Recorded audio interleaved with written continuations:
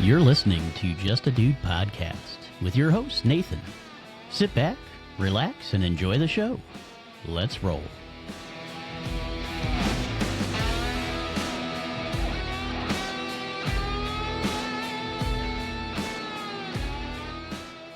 Hey dudes and dudettes, it's your host Nathan, back with another chill convo.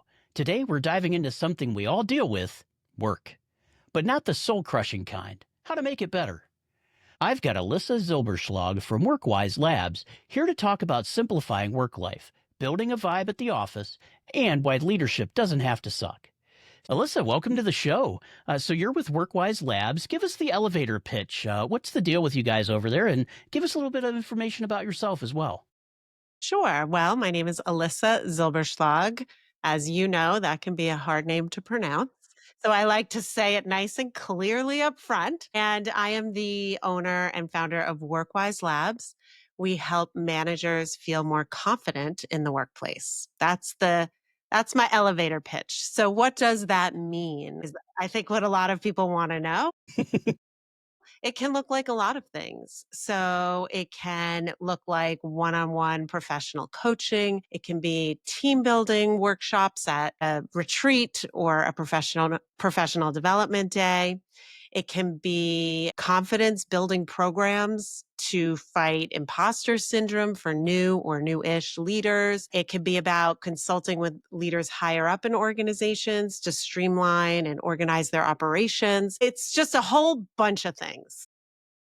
Excellent. I mean, so it basically sounds, Alyssa, like you're basically the work-life whisperer, right? And I definitely need that in my life. But, you're helping management become better at what they do, right? And empowering them to be the best that they really can be. Would that be it in a nutshell?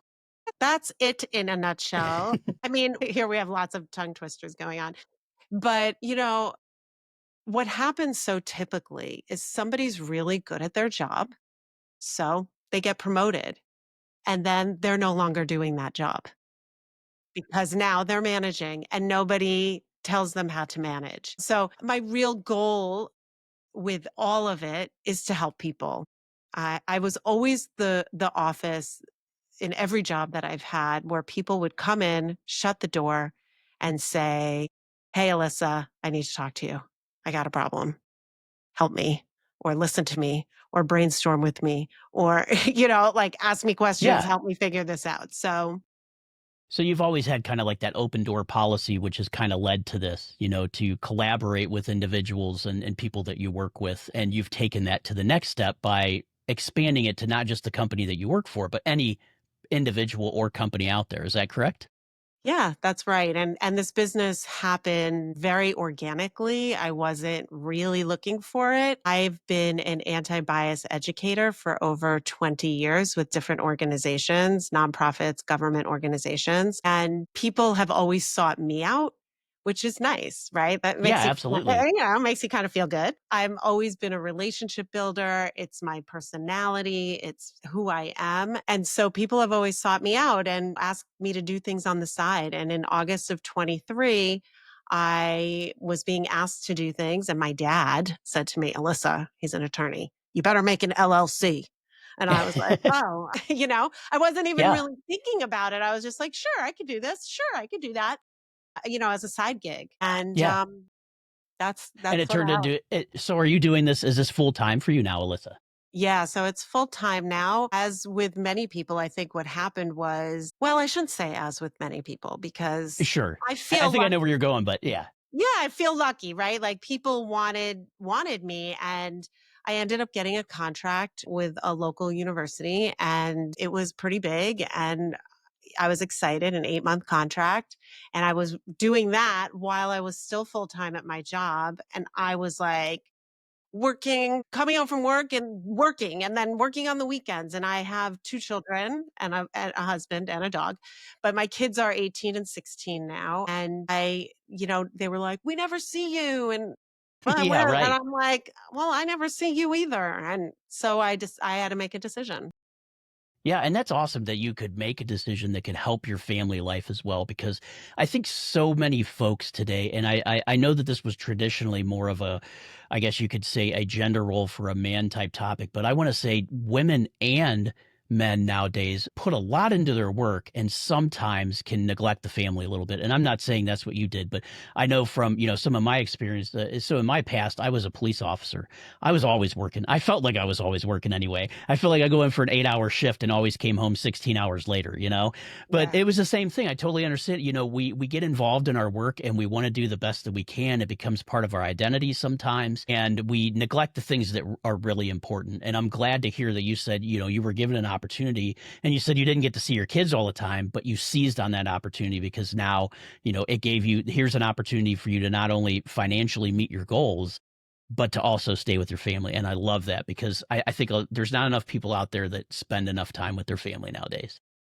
Yeah, I mean, that's work-life balance, right? And I gosh, I would say more than half, maybe even 3/4 of clients that I have, we end up having conversations about work-life balance. And I actually had a client just earlier I was coaching. She's became a manager about 3.5 years ago. I'm just looking back in my notes because she gave me a great quote that she was saying. We ended up talking about work life balance. And she said that she was scrolling through socials and she saw this image and it was like the calendar week, right? Like when you look at the Hmm. calendar, it's like Monday, Tuesday, and it had like how much you spend at home or like personal life versus work life. And every day it was totally different. And it said, your best self looks different every day. And so I think a lot of people think like, I need to spend time either with my work or with my life. And it's just not like that. No. That's not how it works. Sometimes your work is going to be 80% of your day and your home life's going to be 20. And other days it'll be opposite.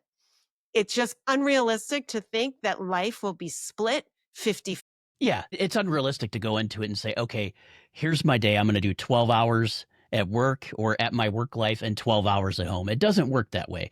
But and that's a great way I think that you put it. And I wanted to go into this next because I wanted to see how you tackle burnout and chaos with practical solutions. And that right there is a practical one to realize that it's not going to be a cut and dry 12 hours, 12 hours.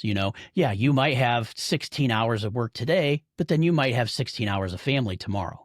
And that's a good way to look at it, is to not try to plan out everything, but take it as it comes almost. Have some agility, right? Yeah, have agility, but I think there's actually something that's underlying everything.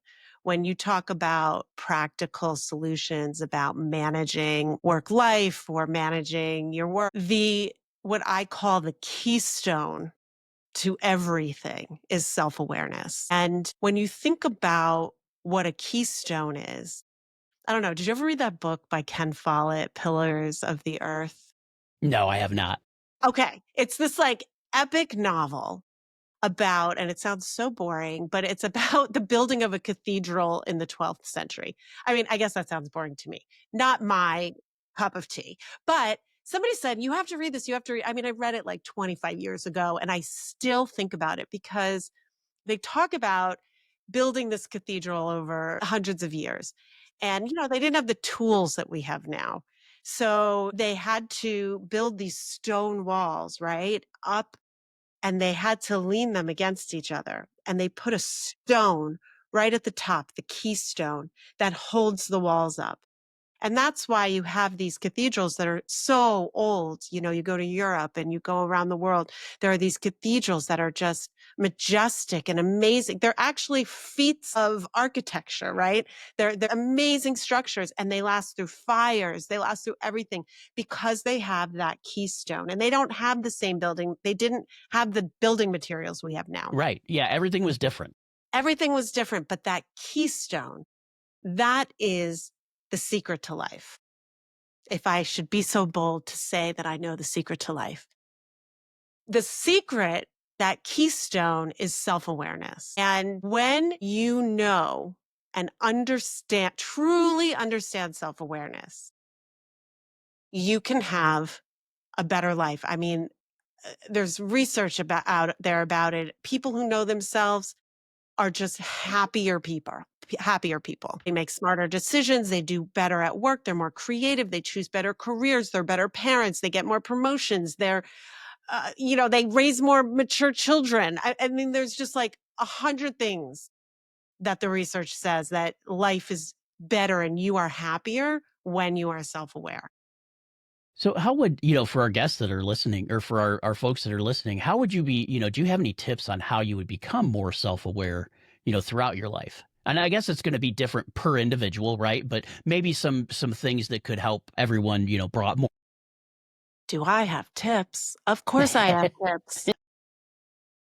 So before I even get to that, what I'd like to do is define self-awareness because I think people think they know what being self-aware is, but really they don't. In fact, I have a workshop on self-awareness and I ask at the beginning, how self-aware do you think you are?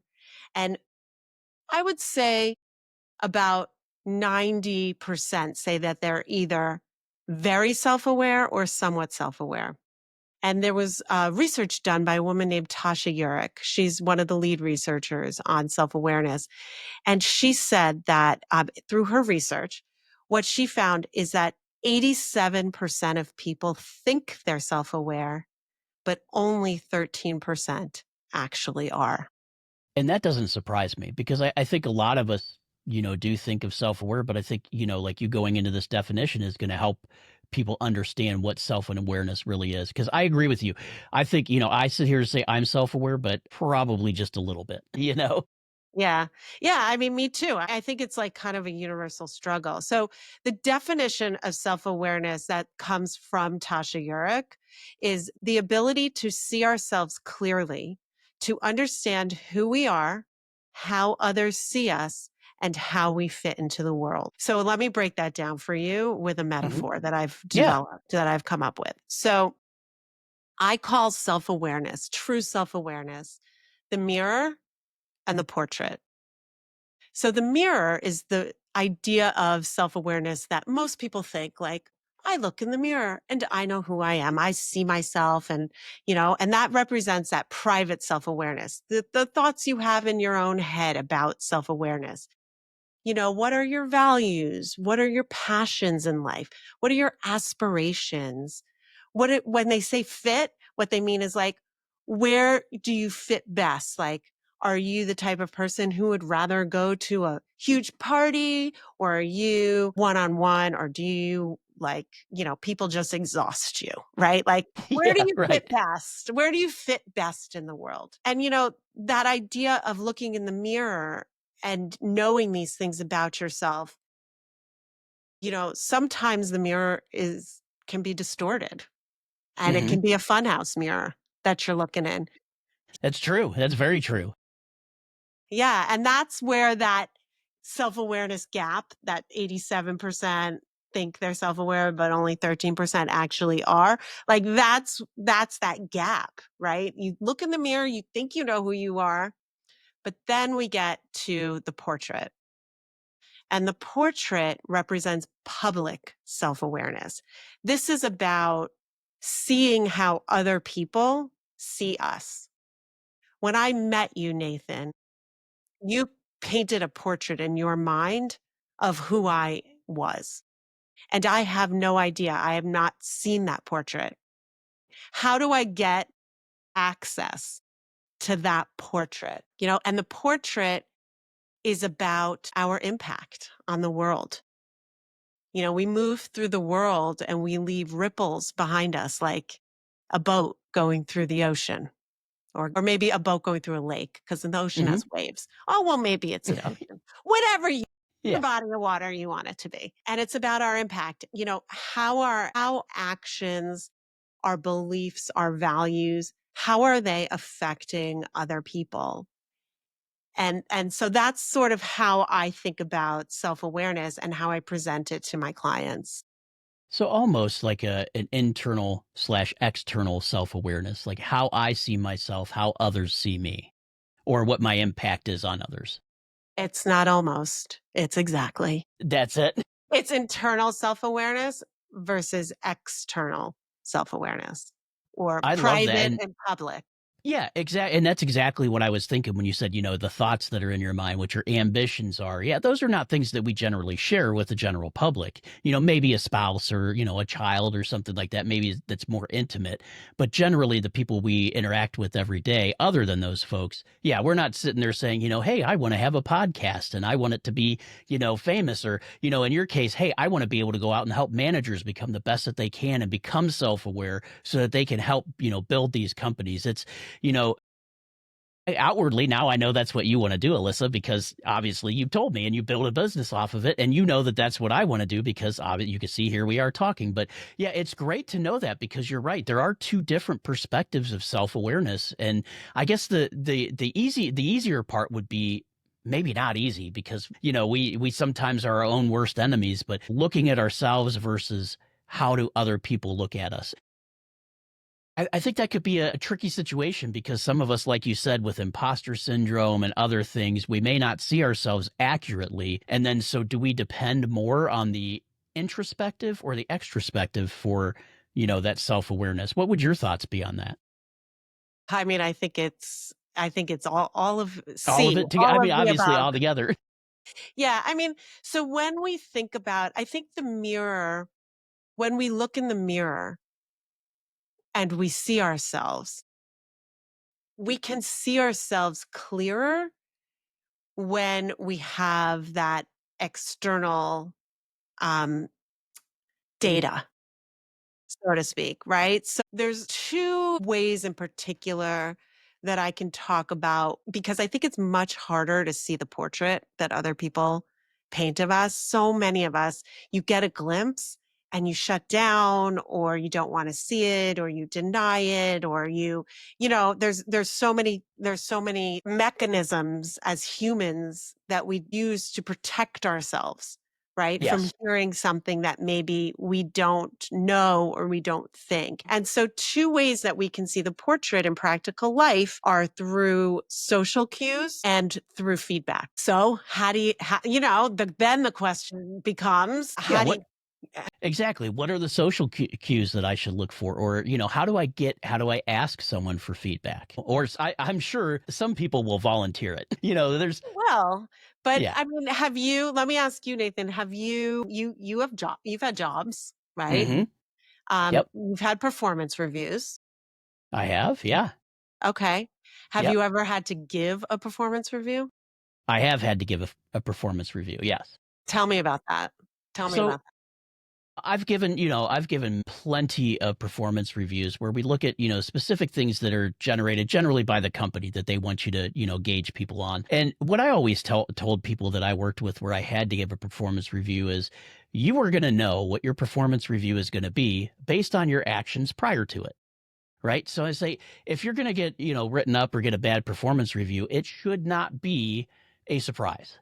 Right. Because my job as a manager, or I used to like to, I like to think of as a leader or a servant leader. That's the type of the role that I have now is to serve you.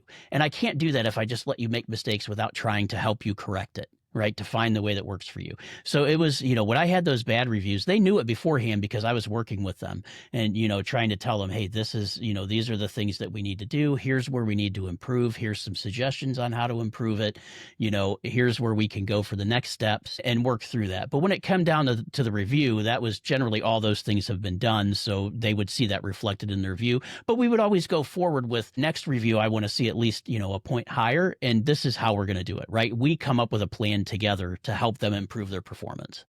Yeah. And I think you mentioned a couple things that are really important, right? Number one, and this is something that new managers don't always know, is that number one, nobody should be walking into a performance review without and hearing things for the first time. Exactly. Yep. Right. So that's like number one. And number two, you mentioned what are actionable next steps that are practical Yes. and clear.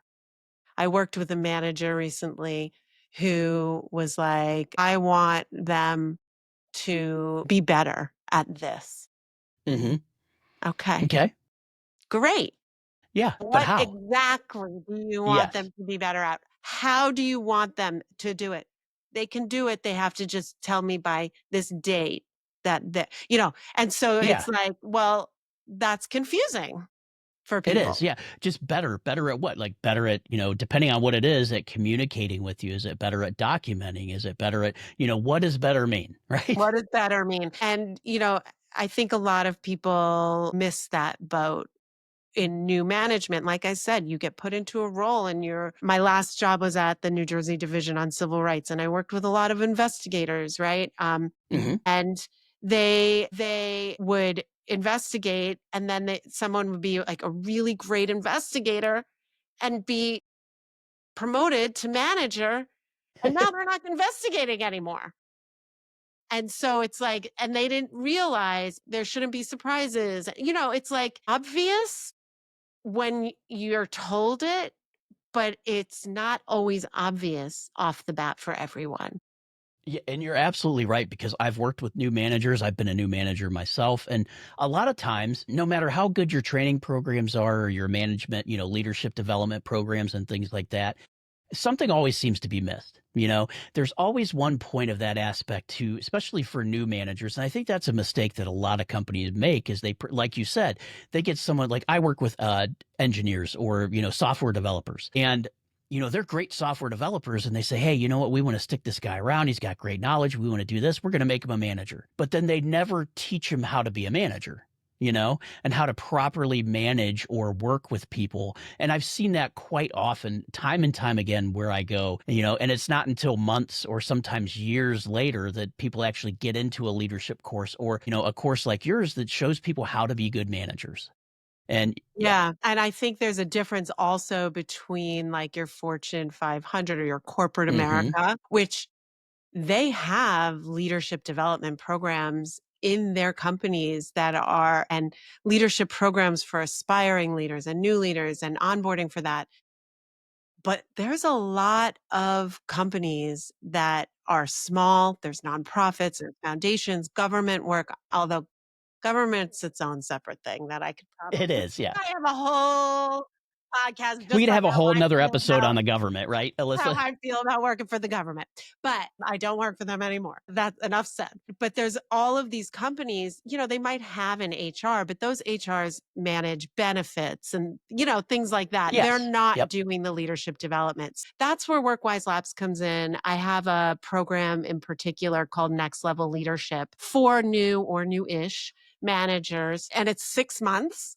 And each month is a virtual live training on a different topic like leadership confidence or giving and receiving feedback or managing low and high performers. And there's 6 topics. And then they also get 2 one-on-one coaching sessions. Nice. I have a group of coaches that they can choose from. Each participant can choose from because we know, right? There are good leaders and there are great leaders, and every great leader has a professional coach. Yeah, Truth. you're right. Or at least a mentor within the space, right? To help them. And you're absolutely right. And I love that because I have worked with some very, very good leaders and they've all had at least a mentor, if not a coach, someone that they could rely on, myself included. And then I've worked with some folks that just think that they're, the manager or in a position and that's it. They're, the end of the line. It ends with them. Everything they say comes out of their mouth is gold, but we all know that's not true. Right. Right. There's a little lack of self-awareness there. Yes, for sure. And then the next level leadership program also has leadership roundtables where once a month they get together and talk about the wins of the topic that month. What went well? What do they need help with? And there's also conversation on other like smaller topics that can be connected to that month's main topic. Yeah, that's and with these courses that you have, do you teach things like I think you mentioned team building and or something like to that nature where, building up teams and helping them be a better team leader. Are those some of the things that you work on as well? Well, I mean, people can use these topics to create better teams and stronger teams and more, have a more positive workplace and have their teams thrive. When I say team building, I provide team building workshops. WorkWise Gotcha. Labs Yep. goes to your place of That's business, awesome. and So we you have can actually work with the individual teams within a yes. corporation or an LLC. I don't want to say a corporation, right? You will not if a company wants to hire you that has 50,000 employees or one that has 50, you'll be willing to help any of them, right? Any of them, yeah.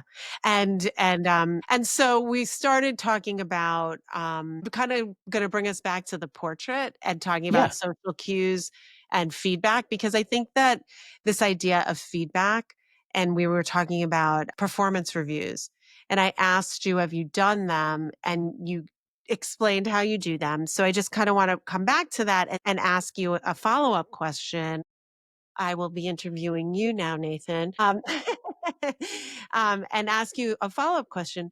Have you ever had a hard time figuring out how to give that feedback? I have. I've had some situations, and more, and maybe not the feedback at the review stage, but maybe prior to that, because Mhm. of working with individuals. But I've found some tough ways where you tell someone or teach someone how to do something, and they just don't get it. And a lot of times, in those situations, I would find that's where I would struggle. So what I would do is bring someone else in and say, this is how I'm explaining it. Is there a different way that maybe I could explain this that would help, someone else? Or, is there a way that you can explain it that's different than I did that might help them? So I will bring in outside help, even if it's other employees, or because I realize everybody has a different learning style and everybody has a different way of retaining knowledge. Some people need to watch it while hearing it. Some people need to just read it. Some people need to read it and hear it, so you have to realize there's those different learning methods. And that was always a hard part for me, because you fall back to what you know. Right. And you know how you learn, but you have to realize that no, other people learn differently. And if we can find a way that clicks with that person, that's always the hardest part for me, is to find a way that clicks. And sometimes people just don't care too, which is unfortunate. I mean, there's lots of different responses and different types There of is. people that, when you're giving feedback, that they're not receiving it. And there's Yeah. lots of different reasons. And, in my giving and receiving feedback training, we talk about that. What do you do with the resistors, right? The people who are resisting. And some people are resisting willingly, Yeah. fighting They're, the power, yep. and other people are resisting because and don't and unwillingly, like they don't even realize. Yes. Yeah. Yeah, or I've even seen things too where people are like, "Well, I think this is stupid. I don't understand why we need to do this." And that's I always look at that as an opportunity to say, "Oh, you know what? I didn't do a good job of explaining this." Right? So I like to tell people the why. This is why we're doing it. This is how it helps us. This is what we're going to use it for. This is how it's going to benefit our customers, X, Y, Z, whatever of that I could give. And that's probably one of my biggest downfalls, is people say I try to explain too much. But I've always been, I'm a why person, and I like to know the why, just because I'm fascinated. It's not going to change whether I do it or not, but I'm always fascinated to find out why we do things, to see where they go. Yeah. And so the why is really important. People need context, they need to understand why. And I would add, I call it the we FM, the what's in it for me. Yeah, So they need to know the we FM. They need to know, like, the why contextually, and then they need to know the WFM personally. And sometimes it's like, what's in it for you is you're not going to get written up. You know, exactly. I mean, it can be as easy as that, right? Sometimes the boss says, I want you to do this. And unfortunately, whether you like it or not, you have to do it. you So have to do it. just part of life. And I think people who are, when you're not in leadership, you don't understand that even the leaders have to do things they don't want to do. And they have to turn a situation or something that they don't like and turn it on, like reframe it in their minds to sell it to their teams, because even if they know it's not a great idea, if they didn't have the opportunity to change minds, then they still have to do it. I had this boss once. They said to me, there was a university where I was, and there was a bias incident at the university. And my boss called me. I was the head of the education and training, and my boss called me. "Alyssa," she said, I need you to train all the students at the university. Okay. I was like, how many? Quick Google, how many students? Right. 20,000 students. I'm like, this is a band aid. Like, 20,000 students. And she's like, I said, that's just like not even possible. And she said, I had like a staff of 7 or something like that. I was like, Exactly. that's like literally not even possible. I don't have enough staff. I don't have enough time. Like, I still have my whole other job. That's like a full time job just to Yeah. train I mean, 20,000 people. how long would that would take years Years, probably. years, years. And so she's like, "I don't care, Alyssa. You have to get it done." And I said, "Okay, well then I guess I'll have to rent out MetLife Stadium." Right. Exactly. Yeah, and she was like, I said, "Yeah, that's like you're asking me to do something that's like I would like pyrotechnics. I would like a Exactly. band. I would, Yep. like, what We're do you gonna mean? need a band to come in. We're gonna have to feed them. Let's do this, I you would know. like Taylor Swift to come, please." Right. She's the master of anyway, so, and I had to quickly sell why that wouldn't work. And that's part of management too, right? It's negotiation and persuasion. Yeah, and, in management, a lot of people think it's, tell people what to do, but it's really a two-way street, and two-way meaning between, well, three-way, because you have the people you report to, and then you have the people that report to you. So there's, two different directions that are coming at you. And, you know, I'm a firm believer and what I do, Alyssa, in my real job is I'm a scrum master, which is essentially a project manager for IT teams. And so servant leadership is the biggest thing for me. Remove blockers, get you the tools you need when you need them, make sure that you have everything you need to do successfully. And I think a lot of people often forget when they get in that management position that what it was like to be Joe Worker, and to take those ideas from the people that are actually doing the work. And I think we miss that a lot, that we always think once we get into a position of, management or quote unquote power, right? We sometimes forget that. So is that something that you instill to management as well, to make sure that they listen to those folks that not only are above them, but below them as well? Yeah, so I have a decision-making model that I use that I find to be really, really helpful and that I teach to my clients. It's super simple. When you have to make a decision, there's 4 ways you can make it. It can be a you decision. So, me, Hmm. mine, mine with input, ours, or yours. So, when you're making decisions, there are times where it is a mine. Yeah, sure. Like, boom, I knew we are not training 20,000 students this Right. year. Right? Mine decision. I did not have to talk to anybody else about that. There are other times where it's still a mine, but I'm not 100% and I'd like some input. Then it's really great when it's like not a high stakes decision and everyone's going to be involved in it. Let's make it in hours. We all we all have equal weight in this decision. And I'll tell you something. For example, an example of that kind of decision was we had a training and I had like the cutest title. I loved the title of this training. It was such a good one. And everyone on my team, well, other people liked it. A couple people didn't like it.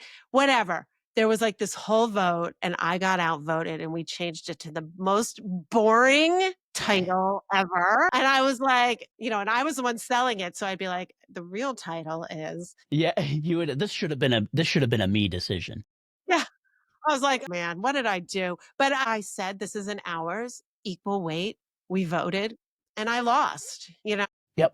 And sometimes we lose. And you know what? Showing that we can lose, especially in a management position, is an extremely powerful thing if you think about it, because it truly shows your teammates that it is a team process. Yeah. The team does have a say, and it's not just a one person show.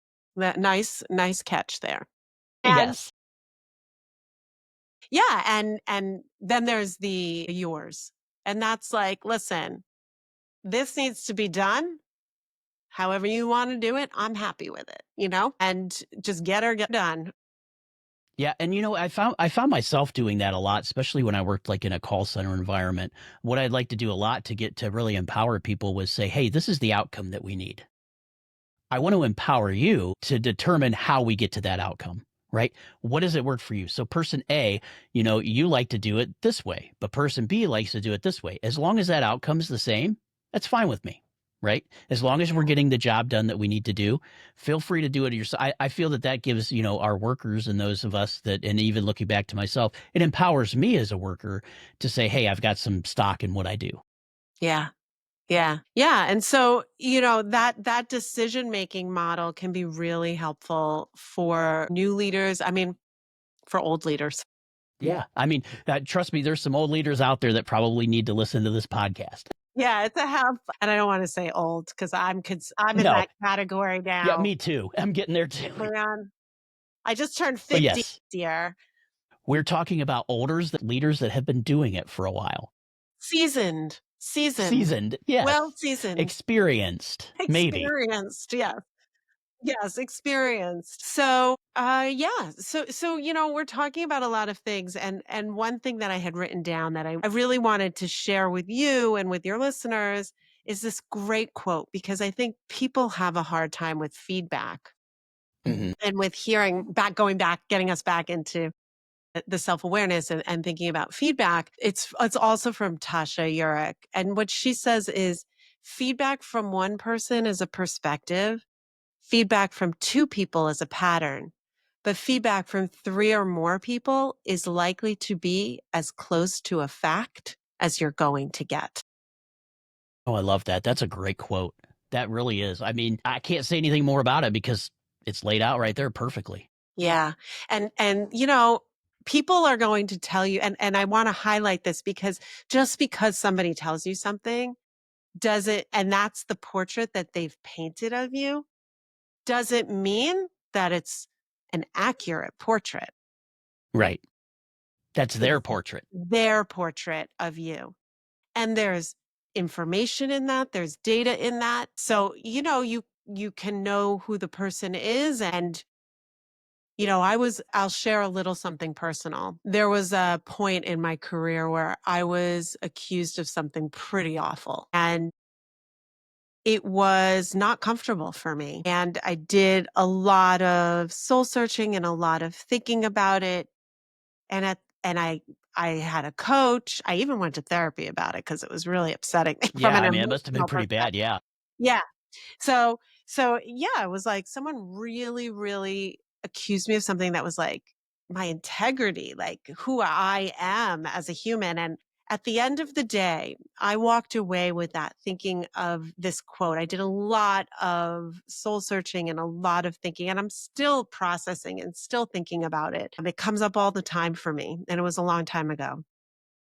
But this feedback from one person is a perspective, feedback from two people is a pattern, feedback from three or more is likely to be as close to a fact as you're going to get.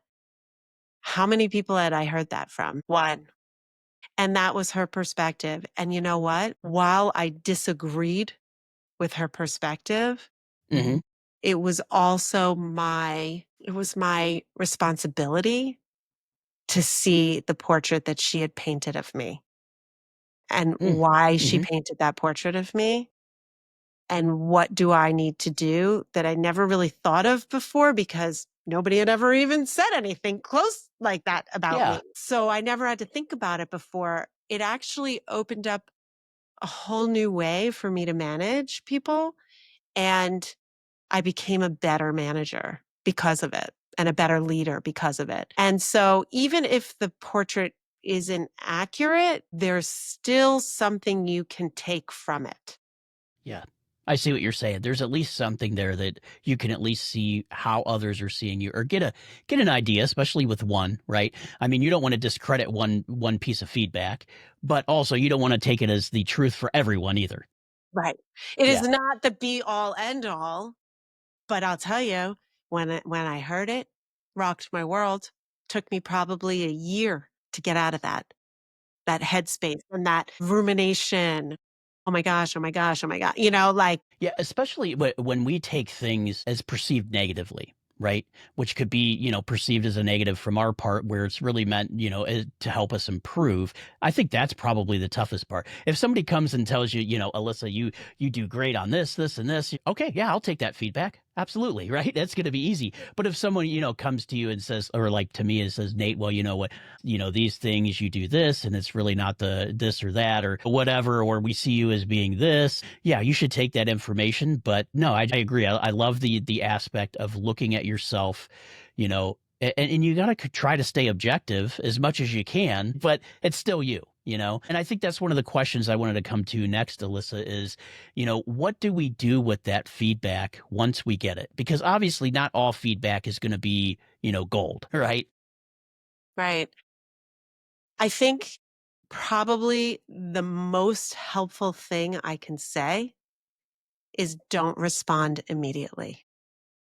You are allowed to pause to say, thank you for the feedback. I want to think about it and go back to the person at a later date. Collect your thoughts, reflect, ask yourself questions. Now, one of the most damaging things that you can do is ask yourself why questions. Mm, So when you say, why me? Why did they say that about me? Why? Those are questions that you're never going to get answers to. So what I always tell clients to do is to ask how or what questions. So let's say your boss comes to you and they say, Nate, I don't like how you are scrumming. I don't even know what yeah. scrumming is. Yeah, exactly. Nobody does. But say, Scrum we is. missed a couple of milestones on this project, right? Yeah. So Nate, we've missed a couple of milestones on this project, and I don't like the direction that it's going in, and it needs to be totally undone, and I am not happy with it. Now, you could say things like, why are they only telling me now? Why, Hmm. why didn't they say things early? Why, or you go into the why are they always so mean to me? Why do they always say it to me? Why aren't they saying it to the other project Right. managers? Why, like you can do that and it's fruitless. Or you can ask questions like, what can I do to avoid this in the future? How am I going to fix this? What are my steps? Right? So it's future focused instead of Yeah. the past. Would it be fair in that situation, for them to say, "Hey, I'm not happy with this," to ask a question like, "Well, how do you envision this going forward?" Of course. Of course. If you're in the mindset, right? If you're in a defensive mindset, Which usually tone, we always are, right? When right? it first comes up. So tone could play a role in that, right? Well, what do you want me to do? Yeah. No. That's Right? not a good way to, especially if it's your boss, right? Right. So it is always helpful to, I shouldn't say always, I try not to say always and never. It is usually helpful to say, thank you for telling me. I would like to think about it and collect your thoughts. You have to process, like process it, think about it. Do all the whys by yourself. Do all the defensiveness by yourself. Come back the next day and have a list of questions. Be thoughtful about it. Be forward thinking about it. Your boss will appreciate you. And it's funny that you say that because I wish that's something I would have learned much earlier in my career is that you didn't have to give a response right now because there's some situations where, like you said, you take it as a personal attack and maybe you don't handle things as well as you probably should have or would have handled it had you taken that time, to think. And that is a big thing. I think that if you have the time, take it. Right. I'm going to be with you 100% on that, Alyssa, because that has saved my rear end more than it hasn't to just sit there and say, when they start telling you these things, you start getting defensive and you start saying, well, if you would have done this or if you would have done that, I would have been able to do this and this. And it's like, wait, that's not the conversation that's going to get us anywhere. So it is good to just say, you know what? Thank you for that feedback. I want to think about it a little bit. And, if we could, let's get together a little bit later and let's talk about this to see what's the best path for us going forward. Yeah. And from the flip side, from the manager or the supervisor's perspective, when you're giving that feedback, I have a very specific 5-step method on how, like, it's basically a script about how to give feedback in a way that it will be received. But when you're giving that feedback, it's also very important to remember as the manager, they've never heard this before. They don't know. Be kind, be thoughtful about it, give them space to think about it, let them process it. Don't put pressure I want an answer right now. Why? Like it, when you give feedback to somebody that's hard to give, it's hard to receive. So if you're having a hard time figuring out what you're going to say, they're going to have a hard time taking it in. Yep. And No, that's you're normal. absolutely right. And that's, it's great that you say that, you should be, if it's hard for you, it's going to be hard for them. So give them time and even build it in, right? Like you said, if you know it's going to be hard, and especially if you know someone like, hey, if you know Nate, right? Oh, Nate can be real gut check, when you tell him something, he'll come right back at you. So maybe instead of even letting him get to that point, say, hey, Nathan, I want to give you some feedback, blah, blah, blah. I want you to take some time to talk about it. We don't need to, discuss this any further today, right now, but let's, you take it back, think about it, and then we'll come back together and see what's the best way for us to move on from this, you Yeah. know? I mean, sometimes that's the best way. And you know your people, You like do. You should. I worked with a guy who I was the director and he was my deputy director. We worked really, really closely. Our styles were so different.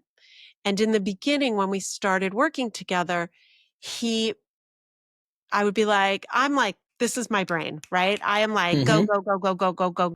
I'm ready to think on the fly. I want to talk about it. Oh, here's an idea. Let's talk. And he needs to internally process. I need to externally process. I have to talk things through. He needs to sit with it and think about it. And in the beginning, I was like, oh my gosh, did I make a mistake? What did I do? Right. Oh my gosh. And then once we had the conversation about how we process information, and I was like, "Oh, oh, you need time."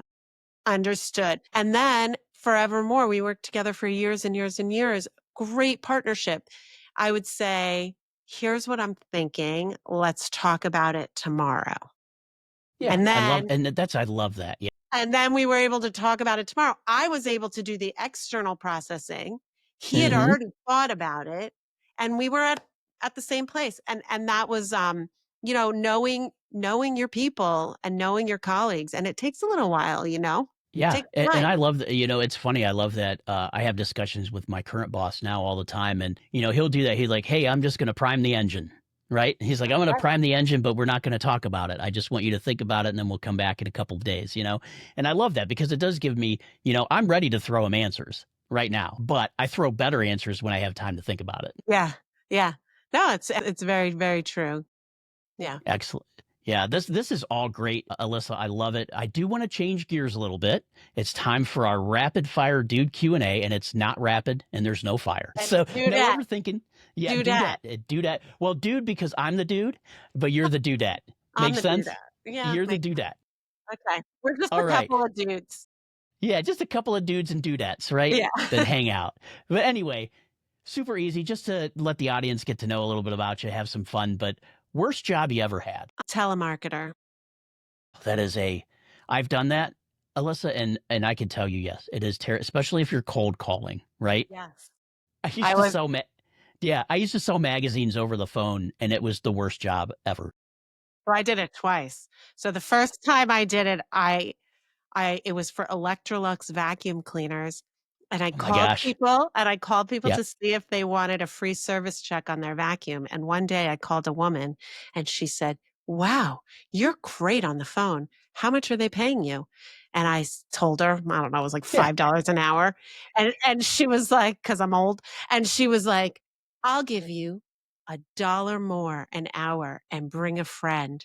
And so I was like, "Great." So I You're then right. went to a van line and called people to see if they wanted a free estimate on their moving costs.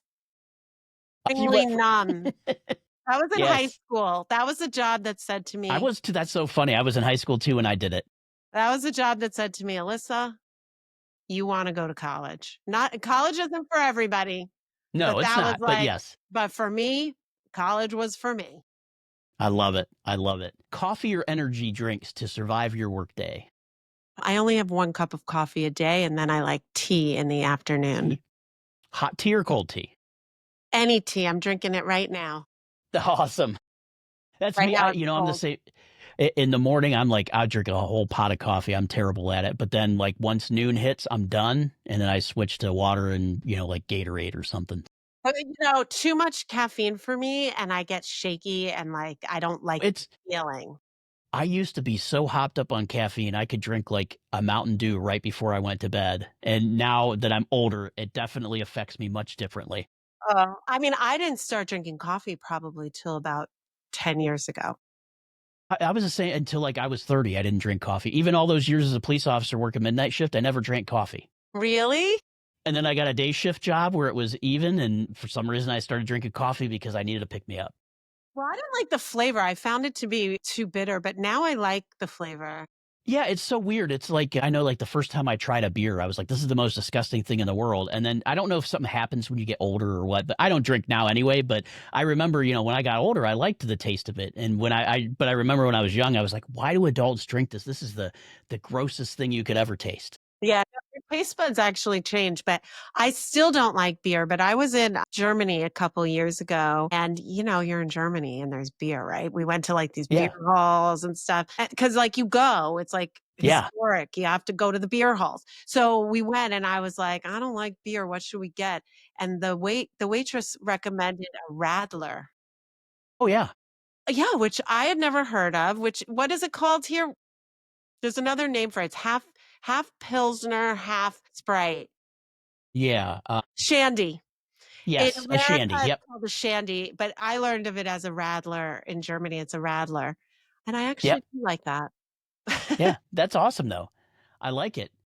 For you, one song to pump up a team meeting, if you were going to use one, what would it be? That's really hard, and I'll Th- tell you, I had an assistant years ago. Oh, I loved her so much. She was amazing, and I would mention song names, and she, like, had no idea what really? I was talking about because she was so much younger than me. Yeah. So then I used to, like, introduce her to songs. What was one song? Oh, you know what she had never heard? What's that Fugees song? "Strumming My Pain." Oh, yeah. I know exactly what song it is, but what is it called? Now it's time to Google.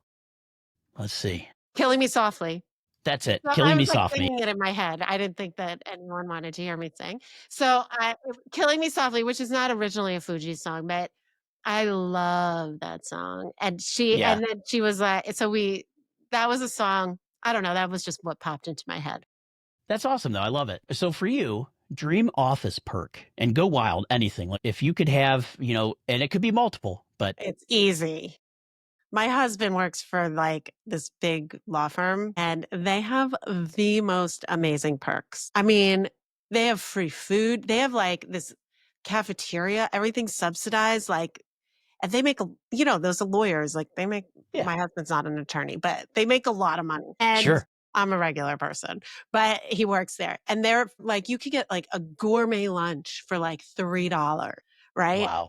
I know, and they have, like, the best snacks, and they, like, fly them first class, and they go on these business trips and stay in these fancy places, like, I want all of that. Yes, I want I do all of too. that. I do too. Now, it would be tough for me. So I work remotely for my main job. So it would be tough for me to tell the boss, because I guess that's me, to have better food in the house. But yeah, I like that. And I've seen places. I know my brother-in-law works for a software company where they have a cafeteria, just like you said. They've got free drinks. They do happy hours, at the work.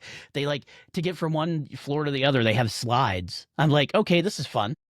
No, I know. They go to, like, Michelin-starred restaurants Yeah. for, like, their holiday party, and I'm like, Yep. "Oh my gosh, that's what I want. I want all of that. I love that Yeah, fancy I stuff." love it. And you know what? People don't realize that it does, it can cost money, but that truly does bring some value to your employees as well. It You does. know? They had, they over COVID, they did, like, these magic shows, and at the time my kids were little, they did magic shows on Zoom, for the That's employees and awesome. their families. Like, they do all of these really cool things. Yeah, I love all of Yeah, the I love that. That's a lot of employee engagement is what I like to, and I love places like that. And I mean, I work for a small company now, and they do a great job as far as engaging the employees, especially for being a remote company. But yeah, it's nice to see these little extra perks come into an office. It's just yeah, fun, it is you know? fun. All right, And that's Alyssa, last important. question. That's important. Wait, one more Yes. comment. No, you're right. Play at work is very important. It's one of the factors that keeps people at their job. And not only that, but it helps build team camaraderie as well, Yes. and gets people to know each other outside of the normal work phases, Yes. So yeah, I love it. All right, last question. If you could ban one workplace phrase forever, what would it be? If I could ban one workplace phrase. I had a boss probably like 20 years ago who hated the term just a friendly reminder.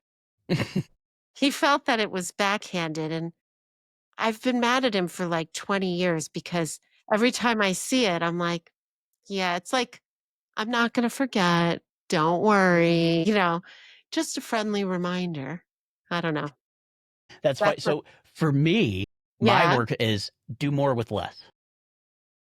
I've heard that that's just so like, many times. Yeah, we and I'm don't like, have any money. yeah, I get it. I get it now, especially with these new and especially working in technology with AI tools, they're actually empowering us to do more with less. But on the other hand, there's still stuff that you can't do more with less. You know what I mean? You still have to have a human. And if there's only one human doing it, you can't do it. You know what I mean? Oh, There's that's only so one. much a human can do. That's a phrase. We're not going to backfill that position. That is a Exactly. phrase I never want to hear at work. Yep. Or we're going to let it go through attrition. Ugh. Yes, yes. So see, that wasn't too bad. That was the dude and dudette Q&A. Pretty easy. Just some fun stuff. But yeah, Alyssa, this was super awesome. I love having you on. I love the fact of self-awareness. I think that's a huge thing. And I've never really even thought of that from a managerial standpoint as being aware of yourself. You think about being aware of your crew that works for you, being aware of the leadership that's above you, but you never really do think about yourself. So I think it's very important. And I'm very grateful that you brought that up in this episode because I think it can help our listeners help build a more meaningful life, not just in work, but outside of work too, because these are things that, obviously we're applying them to the workplace, right? As managers, but what does everybody manage their own life? And these are things that you can use in your own life too. And I'm just so grateful that you came on for this because I think we can use it in business, we can use it in life, and it's just a great thing. But before we go and wrap up, I want to know where can, all of the listeners find out more about WorkWise Labs? WorkWiseLabs.com. That's pretty easy, right? I actually got You actually got the website. the Thank website. goodness. I got that. What do you Yep. call it? You call it The web address. yeah, like Or I yeah. actually got the web address. It is funny. I got the same thing for Just a Dude podcast. So I There couldn't you do go. Just a Dude. That was already there, but Just a Dude podcast is there. But no, that's great. And do you have any social media that you use that people can follow you at? I do. I have WorkWise Labs on Instagram, WorkWise Labs on LinkedIn, and my name on Alyssa Zylbershlag on Facebook. But those are my socials right now. Awesome. That's excellent. And final thoughts, is there anything that you want to leave our listeners with? It's a good question. I want to leave your listeners with knowing that management is a skill and all skills can be learned. Absolutely. And you know what? I was going to say something to that effect earlier, Alyssa, because, it's hard to create folks, but managers, like you said, it's a skill and you can be taught. And, you have to be willing to be taught, number one. But number two, if you are taught, and these are the things for the people out there, if you're just come to a new management position and you're like, man, I don't know what I'm doing. I can't figure this out, or maybe I need some help. Here's Alyssa. She has her, the information here. Reach out to your company. Maybe they can work with Alyssa to help get some training in there if you don't have it already. Work with your own HR department. If they do have that training, get involved. But the fact of the matter is you're not the first manager that there has ever been, and nor will you be the last one. And so we've all gone through these things and we learn. But if you want to learn faster, definitely get a hold of Alyssa and WorkWise Labs because she'll definitely be able to help you and your company get you to the right place that you need to be. Thanks, Nate. Well, that's it for today's episode. If you enjoyed this episode, don't forget to subscribe and review on your favorite podcast platform. We can keep this conversation going on Facebook, Instagram, TikTok, X, and more. Until our next episode, I'm Nathan with Just a Dude Podcast. Keep it real, keep it chill, and keep being just a dude or a dudette.